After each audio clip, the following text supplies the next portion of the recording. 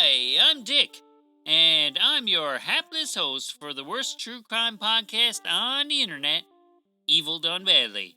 We are quite possibly the least listened to podcast in history, and I don't think that's hyperbole. It may not seem like much, but it takes quite the talent to get this unpopular. So you could say, in a way, we're gifted around here. And we're overjoyed that you're tagging along with us as we're being ignored by the rest of the entire world. Thanks! You're part of an elite group of true crime podcast listeners.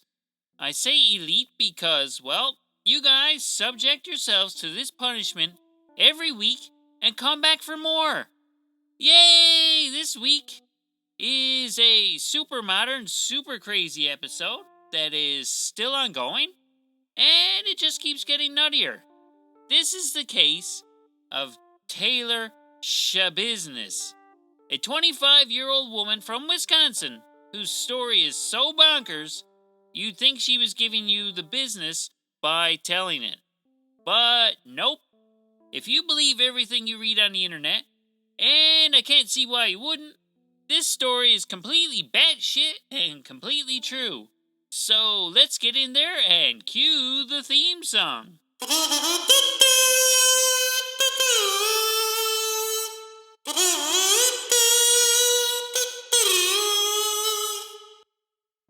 This episode is brought to you by Ducky Brand Tape. It's available in a variety of colors, and you can use it to tie people to chairs in your basement. It makes an effective restraint, no matter how much your victim struggles, and it's a great value.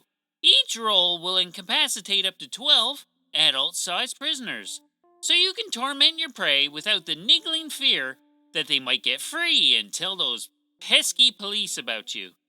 Ducky Brand Tape takes the worry out of torture, so you can focus on what's important, like disemboweling your unattractive neighbors. Also comes in a soft velour plush version to minimize chafing. Available wherever fine bondage supplies are sold.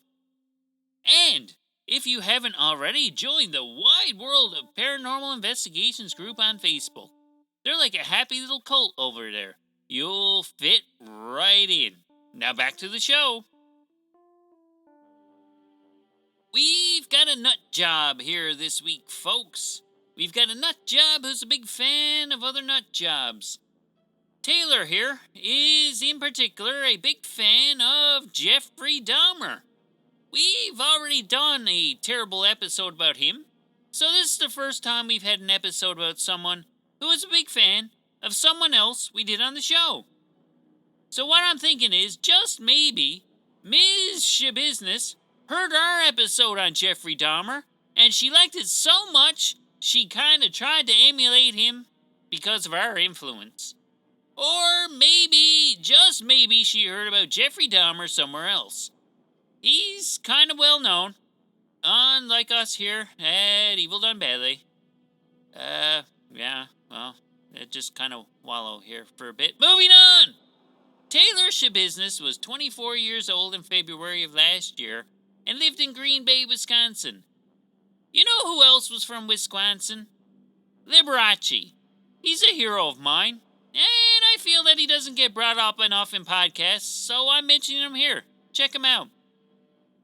Really cool guy.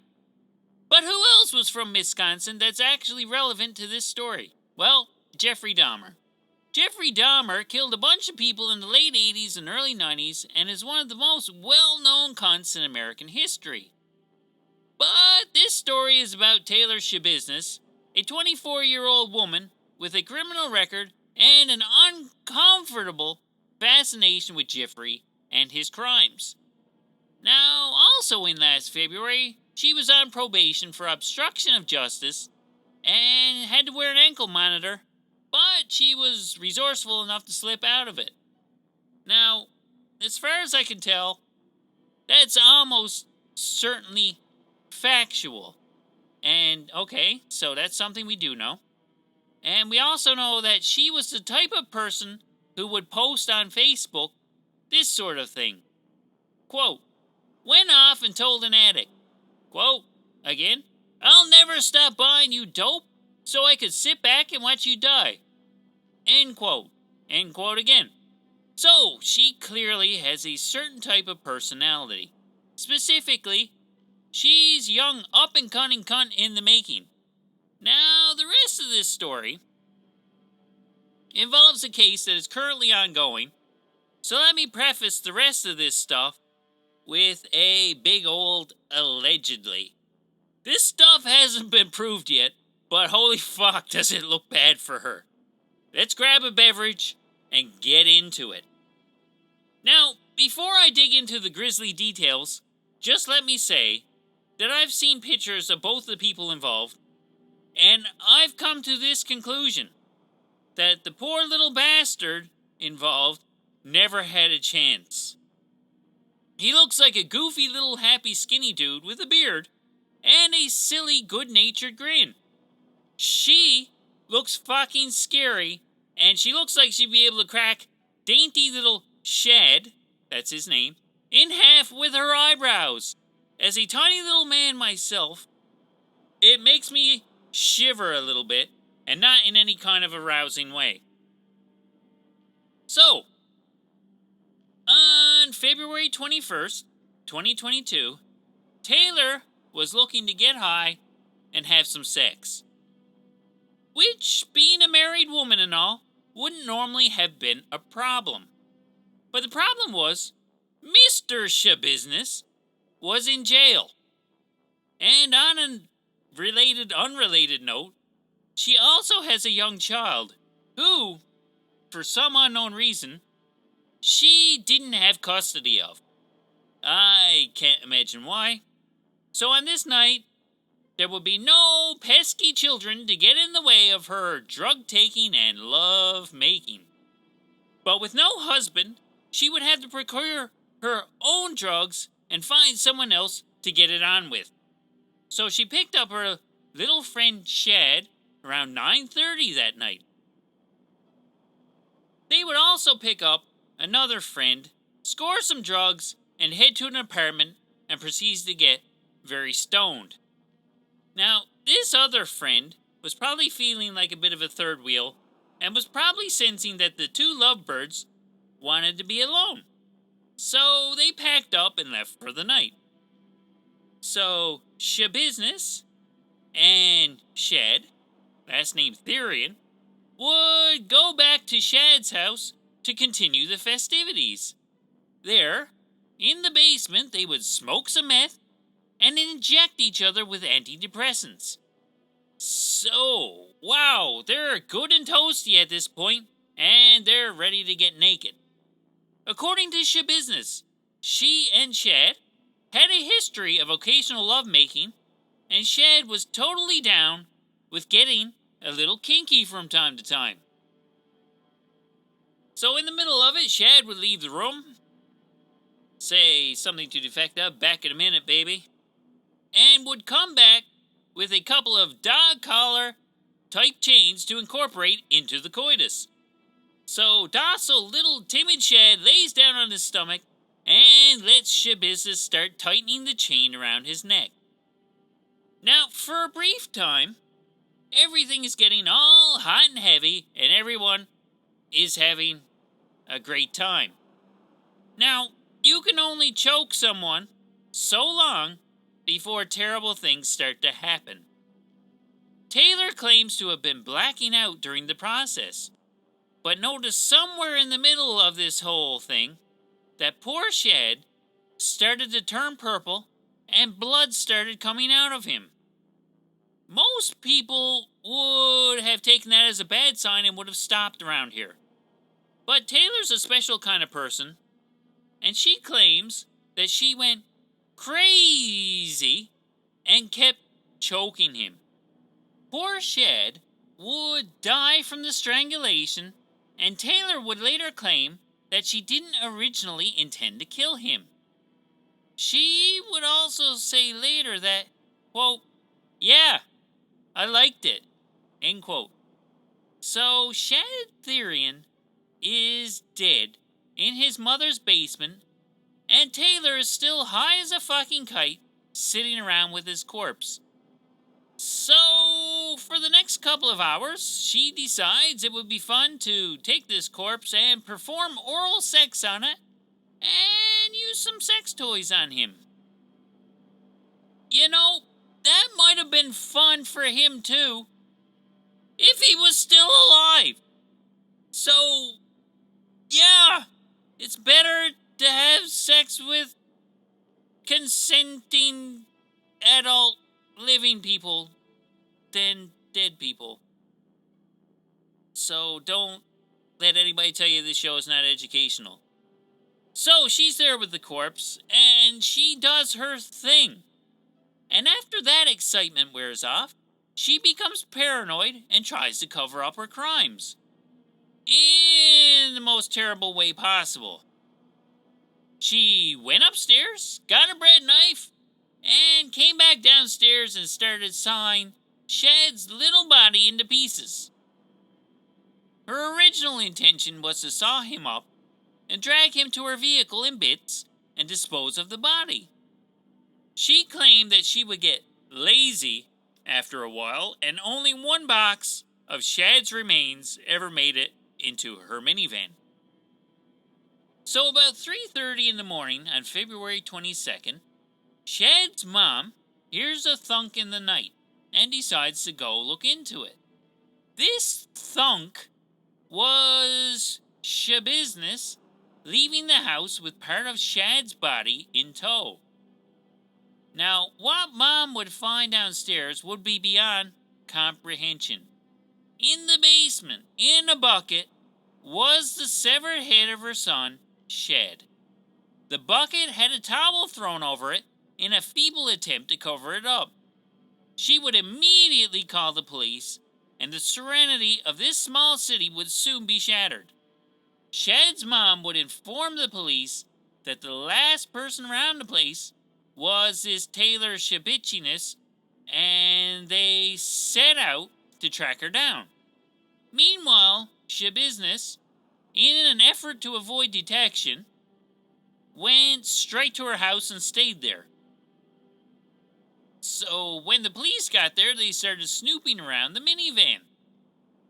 Schabusiness was on her way back out to the van to get something when she saw the officers snooping around out there. So she brings up solid.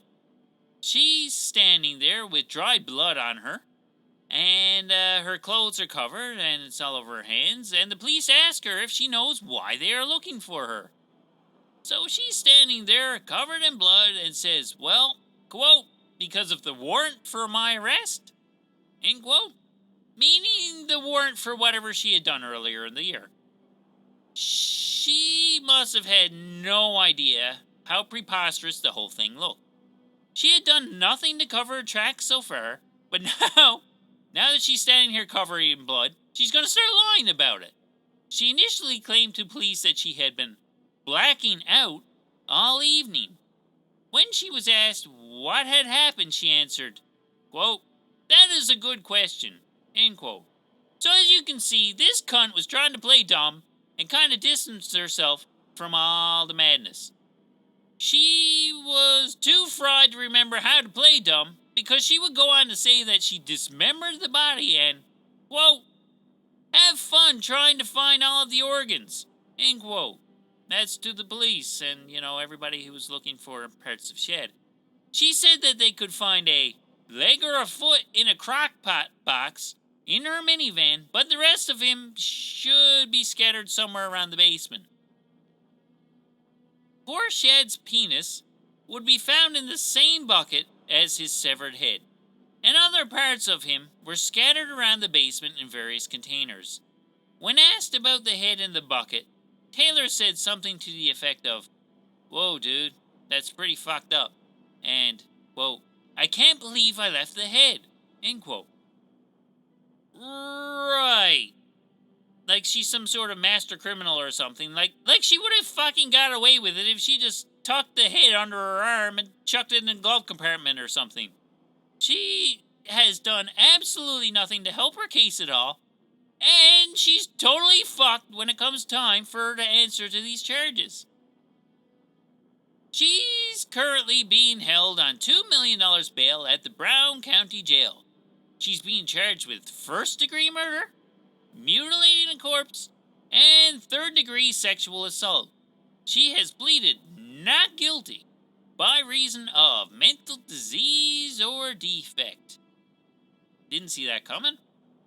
She was scheduled to go to trial on March 6th of this year, but at a pre-trial hearing, her lawyer pressed to have the trial delayed to give the experts more time to prove that Schabusiness was fucking bonkers.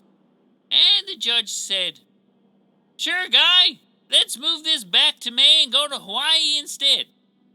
Now, that's not an exact quote, but I can imagine this judge and lawyer would much rather be in Hawaii than in Green Bay dealing with this fucking idiot.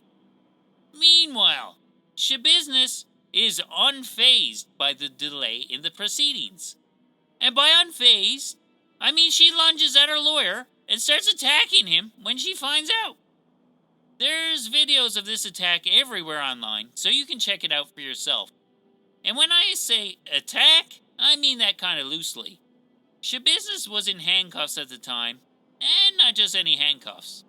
These handcuffs are also attached to a ring in her pelvic region, so she has very little mobility. It's like trying to fight somebody with your hands in your pockets. I don't care if you're fucking Sarah Lee. You ain't doing much damage like that. I guess if you landed a nice square headbutt, you could fuck someone up pretty bad, or maybe bite them. Probably land a nice knee to the nose. That might have done something. Maybe you could have, did a, kind of an elbow or two. This is not an MMA podcast, Dick. Jesus. Shut the fuck up and get on with it. Okay, here we go. Either way, Taylor did none of those things and didn't accomplish a whole lot by doing so. She was quickly tackled and removed from the courtroom. She reportedly asked, "What happened?" later on and was told she went crazy at her attorney. She's probably figuring that freaking out like that will only strengthen her case for insanity. Now, even if Taylor's attack was relatively tame and a tad bit silly, her attorney was understandably quite shaken up. And at that moment, he decided he'd really rather be in Hawaii and asked to be taken off the case. So if you or anyone you know is an attorney and needs a high-profile nut job to represent in the Wisconsin area, boy, have I got a case for you. Oops, wait a minute, hold on, breaking news. Update. She has found a new lawyer. You poor bastard. I hope you know karate or jujitsu or something, because this bitch is cracked. So this new lawyer, he asks the judge to recuse himself from the case, on the grounds that it will be possible for him to remain objective after witnessing Schabusiness attacking his predecessor. The judge responded by saying, "Nope, I'm staying on for this one. This bitch is going to prison and I'm going to be the one to do it." I'm paraphrasing here, but the important point is that this judge wants to bring the smackdown on her like nobody's Schabusiness. Now, this case is still ongoing and probably going to get even more fucked up as time passes. So follow along if that sort of thing interests you. With any luck, this cunt will not see the light of day for a long, long time. Poor Shad Thyrion got messed up with the wrong married woman, and it cost him his life. With any luck, justice will be served, and Taylor will be sentenced to a lifetime of boiling her own limbs in a crock pot and making rye sandwiches with stale mustard out of them. Anything she gets is too good for her. So, there you have it. Another episode of Evil Done Badly is in the books. I hope you liked it. It was a little crazy and a little modern. And I hope you'll be back next week as we bumble our way through the darkest reaches of humanity. You can follow us on Instagram at EvilDoneBadly or reach us by email at evildonebadly@gmail.com. I highly encourage you to check us out on Instagram because not only will you be following us, you'll also get to follow along with our resident heckler, Marty Bass 1976. He's full of creative threats and insults and never misses a chance to berate us and our content. He's constantly telling me to kill myself, and I can't express how much it means to me that he would take the time out of his busy day to wish me harm. It's worth checking out the Instagram just for that. So join in the fun, and you too could be heckling us in no time. And as always, thanks for listening. I'm your hapless host, Dick, and I will see you next time on Evil Done Badly. Bye bye!